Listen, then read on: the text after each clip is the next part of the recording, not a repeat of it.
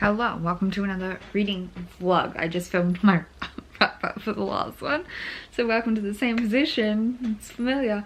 I'm currently reading two things: Last Chance Hotel by Nikki Thornton, which is a middle grade magical mystery, and I'll talk about the plot. I talked about the plot in my last vlog, but I'll talk about it more when I wrap it up. I'm almost done. I'm expected to finish it today. I'm also reading House with Chicken Legs by Sophie Anderson, which I'm planning on finishing very soon. So again, I'll talk about that when I wrap it up. I'm also hoping to read all of His Name Was Walter by Emily Rodder today, but we could be pushing it. We might not actually get it done, but welcome. Hi, it's the end of Believathon. We've got like 5 days left. We've got a lot of things to get through in that time, but I am hopeful we can achieve it. Did I talk to you about finishing The House with Chicken Legs? I honestly can't remember. I should probably go look at the footage, but hey. I finished it by Sophie Anderson. It was beautiful. I do think in the middle kind of is a little like section where I found the main character to be a little bit like, I just want to like bang her over the head and be like, what are you being dumb? Like the answer just seemed so obvious, but she had to come to it on her own, and it worked in the end. I give this 5 stars. I thought it was just beautifully constructed, and emotional and atmospheric. I hit all those beats. And then I went for an adventure to do some book shopping, just check out my book haul in like a week or so, and to drop off some return to sender mail because we have so much mail that gets delivered to our house that is not ours. And I finished on that driving adventure, The Last Chance Hotel by Nikki Thornton, and I'm giving this 4 stars. It's essentially about this kid who's Seth, who is the kitchen hand. I kind of talked about this earlier, I think. But it's a mystery, like a locked door mystery, where like with limited options of who could have done it. I love those. But it also had a magical element that I think wasn't quite fully explained. A lot of the magic was a bit airy-fairy, as in like some people can do things and other people can't. And I'm not going to tell you what the limits of the magic system are, kind of thing. So that's why I got Dr. Star for me. And so it was a 4 star. Yeah, the magic system just was not... It's very whimsical, but it didn't feel like it had enough rules to make full sense. But it was fun, and I'm definitely going to continue the series. But I think it's going to be like a 4-star series. And now I'm going to start His Name Was Walter by Emily Rodder. I love Emily Rodder. I've read a lot of Emily Rodder before. She's amazing. And this is meant to be a mystery, a historical maybe mystery. So it sounds right up my alley. It's pretty short. I'm hoping to slam through all of it tonight, hopefully. I don't really know that much about the plot, but I'll update you on it later. And then my next audiobook is going to be Cockheart by Peter Bunzel, but I don't know when I'll actually start that. It might not be tonight, so I'll keep you up to date because it does get like almost 5 o'clock. So I'm going to focus on trying to slam out the physical read, so keep an eye out. So it's dark as expected. Hi. I'm going to bed. I'm literally in bed, but I thought I'd better update you. I didn't finish His Name Was Walter tonight. I'm like 100 pages in of 175 on the ebook. I think it's like a 288 page actual physical book, so I'll convert that when I'm keeping track of my page count tomorrow. But so yeah, I'm like just into 2/3 of the way through. I'm probably like 65%, 60%. And I have no fucking idea what this book is meant to be. I'm so confused. It's got kind of Stardusty vibes, and also like a lot of, I don't even know. It's so bizarre, and I don't know what to do with it. I don't know how I feel about it. I'm thinking currently I'm seeing it like a 3-star kind of rating, but it's like kind of intriguing, but its vibe is very strange. Also, there was some blatant, well, not blatant, but like there's some fat phobia in the form of like the villains ogresses, beast men things that kind of like are described kind of pig-like. So it used a lot of like fat phobic language to describe these like evil men that were like pig, like they're like literally pigs, not like that, they're not just fat people, but like that kind of imagery of like the pig as the villain. Like it's meant to be the metaphor of like the greedy pig. I know, but like using a lot of that like fat phobic descriptions to describe that was a bit off-putting in one section. But like, yeah, I just don't know how to feel overall. It's very bizarre, and I think the ending is going to play into a lot about my ultimate feelings about this book, because I think it's kind of a classic. It doesn't have much of a driving plot momentum. Like I'm very confused as to what it's trying to achieve and where it's trying to go, and I'm like over halfway, so that's bizarre to me. But hey, I'm gonna finish it tomorrow. I'm gonna start Cold Heart tomorrow, and we're gonna also try and breeze through most, if not all, of Winterbourne House for Vengeance and Valor by Ali Carter, which is my next physical read, and I'm so excited for it. It looks so cute and fun. What is this guy doing? Been eating too much chocolate, apparently. Thanks, lockdown. So I've just gotten off FaceTime with Paige. April wasn't earlier, she went to bed. I'm about to go to work in like 15-20 minutes. So I thought I better check in with you. What did I do today? I finally finished His Name Was Walter, which I wanted to finish last night, but it just didn't happen. It was really slow, and I've given it 3 stars.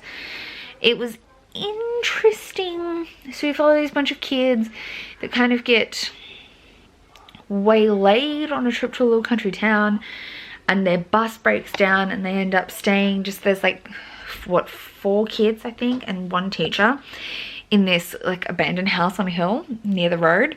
They find a book there and then like sit around together and read it, and there's a mystery kind of. It was very bizarre. I kind of liked the ending, but overall the pacing was weird. It wasn't really my kind of thing, I don't think. Yeah, 3 stars. I also started listening to Cogheart by Peter Bunzel today. I ended up DNFing it at 26%. I don't think there was anything particularly wrong with it, but I was just really struggling to want to pay attention to it. I might come back to it. I don't know. It was just very, like, 25% of the way I felt like nothing had happened. It follows, I think, a girl whose father goes missing, and then there's a boy who's an apprentice mechanic, and there's clockwork things, but like I don't know what the idea of where it was trying to go was meant to be, or what. I have no idea. Don't know whether today was just a bad day for audiobooking in my brain. I was kind of busy, and maybe my brain just wasn't processing audiobooks very well today. That might have been it. But yeah, it wasn't working for me. I might come back to it. So I also started The Train to Impossible Places, but I'm like barely started, so we'll see how it goes over the next like 24 hours. I've also started, and I'm going to focus on this for the rest of the night, The Winterbourne Home for Vengeance and Valor by Ali Carter, which I am loving so far. I'm only like, what, 50 pages in, but we're following our main character April, who is not an orphan, but she's living in she's part of the foster care system, and she's convinced her mom's coming back for her, and she has this key that she always wears that was left with her when she was a baby.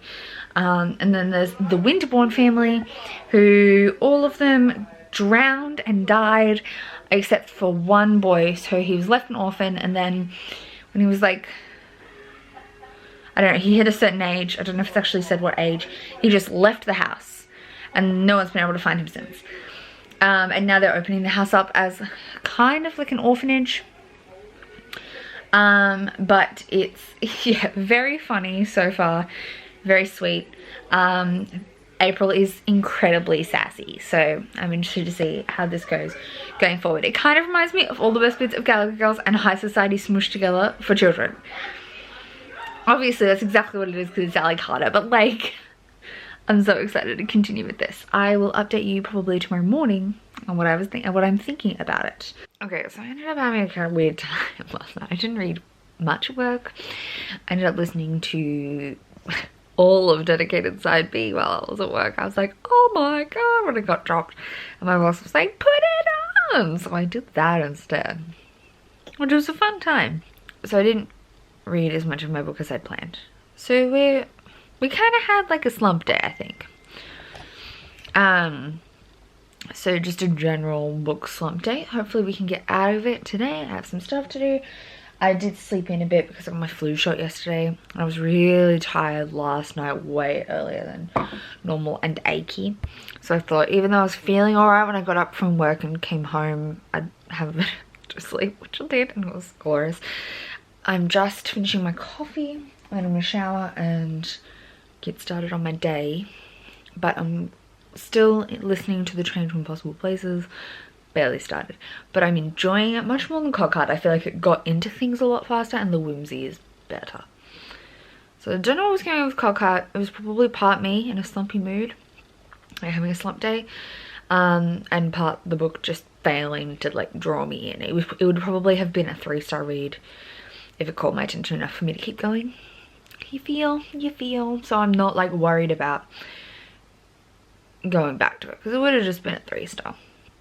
I'm really loving the Winterborn Home for Vengeance and Valor, which is the physical read I'm reading, which is currently over in my overnight bag. I've got to go grab it. I am loving it. It's so fun, and not at all what I expected. So it's kind of what I expected. I was saying it's like High Society meets Gallagher Girls. They're in we've got April, who's an orphan. I was talking about this last night, and she's at this fancy house, and they're looking for the heir to the fortune, basically. He's in like his 20s or something, and she's found him, but she can't catch him, and it's adorable, and I can't wait to see how it goes. I'm not sure if this is going to be a series or not. I don't know if there are plans for more books, but I hope so, because I feel like this is giving me, so like, I didn't really love Ali Carter's like political series. I just was not, it didn't get me in the feels the same way Gallagher Girls and High Society did. So I'm hopeful that this will have more, because I feel like this was perfect. This is perfect for like that, exactly what I want from Ali Carter. But I can't see anything anywhere to indicate if it would have more books, but I hope it does. I hope she writes more in this world, because I think it would be super fun. But we'll see how we get to, like, how the plot actually wraps up, and I'll let you know if I feel like it's open for a sequel. And this vlog is proving that Kara is good at starting projects and not good at finishing them, because Believathon is off to a slow end. It's Friday night. Ended up watching Harry Potter 5 tonight. I haven't really watched 1 through 4 with the rest of the house, but I joined in for this one. I didn't really read much today. I'm about halfway through the Train to Impossible Places. I'm definitely gonna make my best effort to finish it tomorrow. I've got, what, 3 hours left according to Scribd, so it's like, and I'm listening on double speed, so it's like an hour and a half, 2 hours left of that. I'm 55% of the way through. Which reminds me, I should I'll take a screenshot of that percentage. And then I was planning on finishing Winterborn Home for Vengeance and Valor, but that didn't happen, because I was going to do it while watching Harry Potter and just got fully absorbed by talking shit about Harry Potter. So I'm on page 228. I got about 100 pages to go. I'm going to finish this tomorrow, and then we're going to start a place called Perfect. A Town Called Perfect, a Place Called Perfect.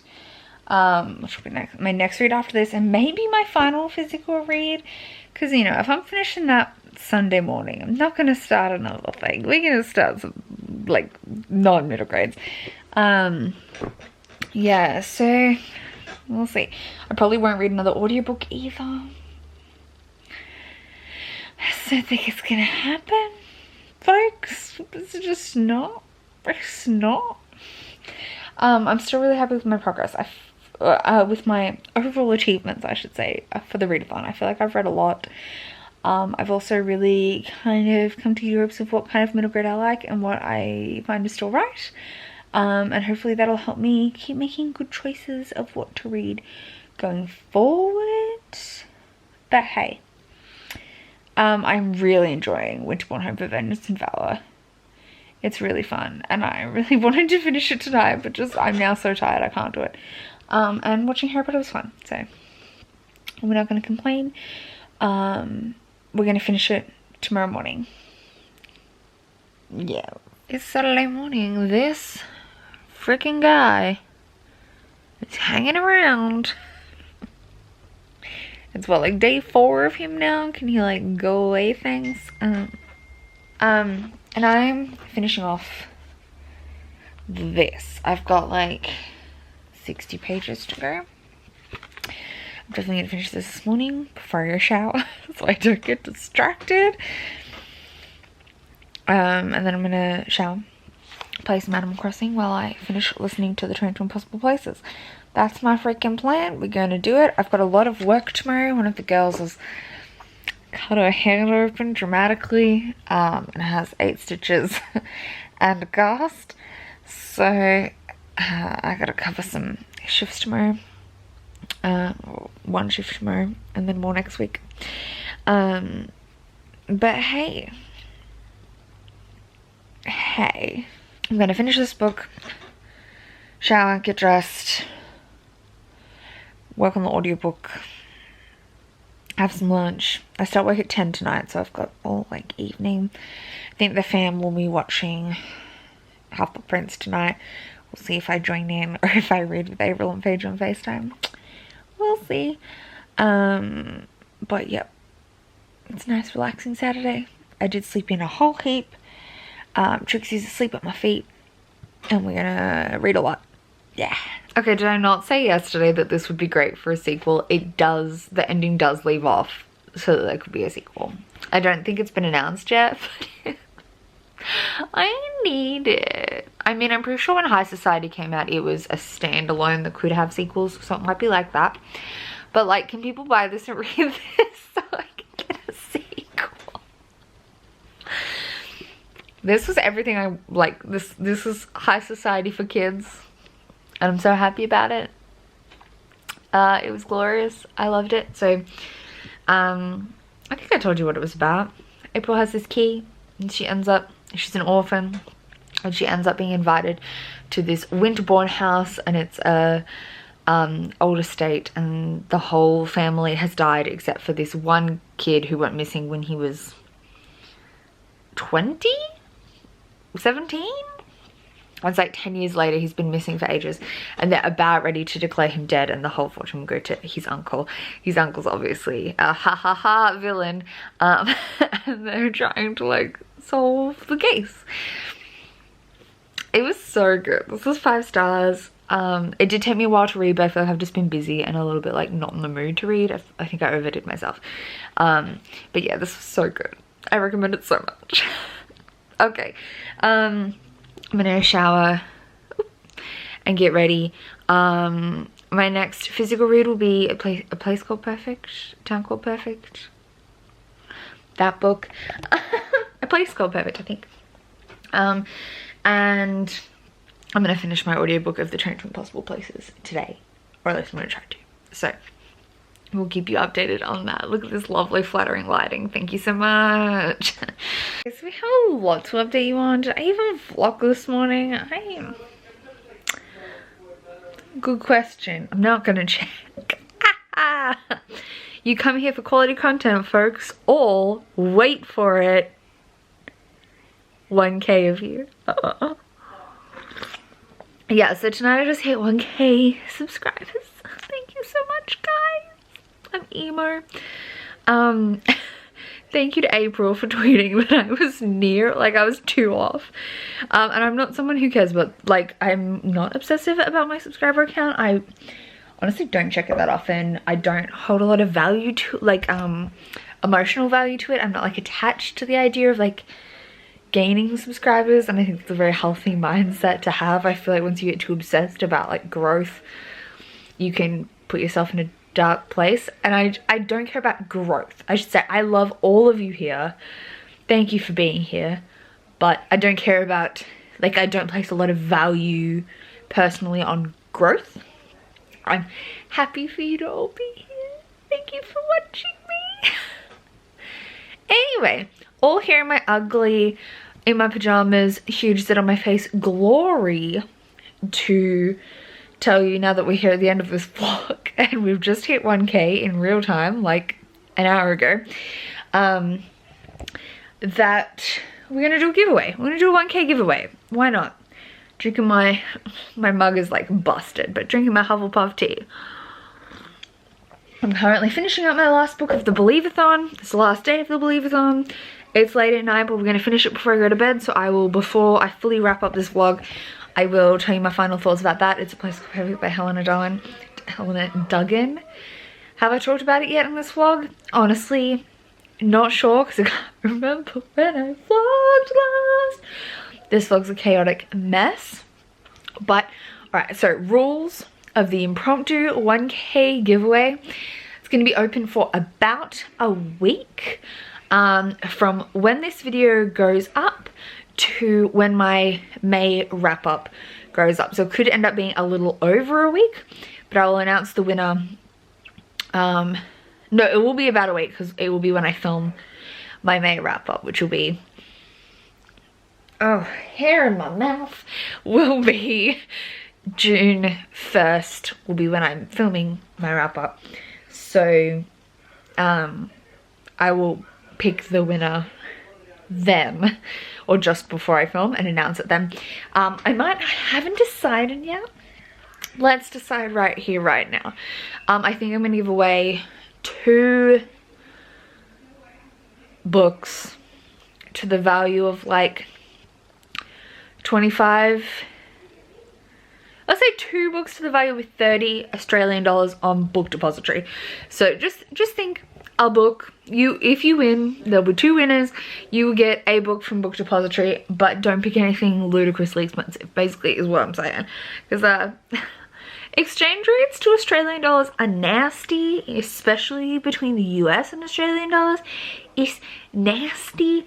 But hey, books are like, you'll be fine for the average book, but just nothing weird.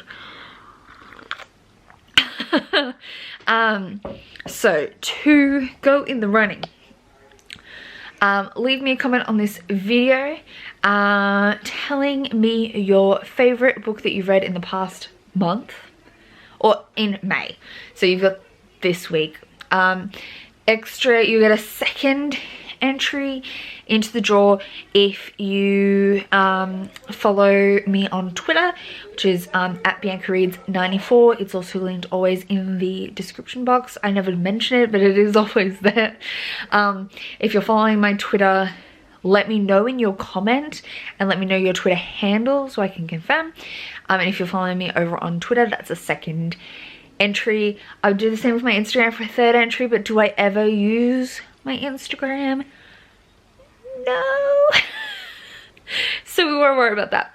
Twitter, YouTube, so you must be subscribed to me, obviously, and then yeah, comment down below your favorite book from May that you've read in May. If you haven't read anything in May, that's fine. We'll read at our own paces, but let me know what you're currently reading in May. And yeah, and a second entry for following me on Twitter. Be this chaotic. Get 1,000 followers. I love you all. I am currently watching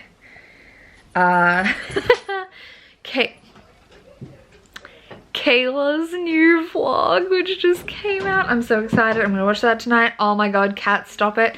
I'm gonna finish A Place Called Perfect and tell you what I think of it, and then we'll wrap this vlog up.